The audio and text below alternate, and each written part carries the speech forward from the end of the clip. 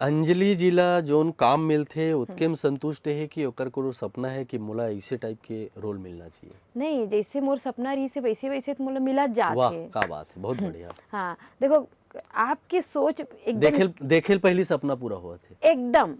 मैं कई बार ये सोचती हूँ कि कहाँ चला थे, ऐसे लगते मैं अपन आपसे खुद से बात करती हूँ कि मैं जो जे बारे में सोच रहा हूँ अभी मोला ऐसे काम करना है। यकीन मानो वो काम मोर 3 साल भर 6 महीना के अंदर आ ही जही। और मैं बताऊँ बाकायदा वो डायरेक्टर ला पता है मैं ना ऐसने काम करना चाहत रही हूँ।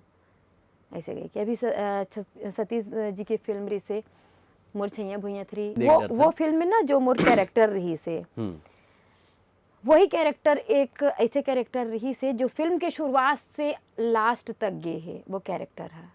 और ओमा एकदम नई नवेली बहू भी बने हों, फिर बड़े बड़े लड़का मन के माँ भी बने हों, फिर दादी भी बने हों।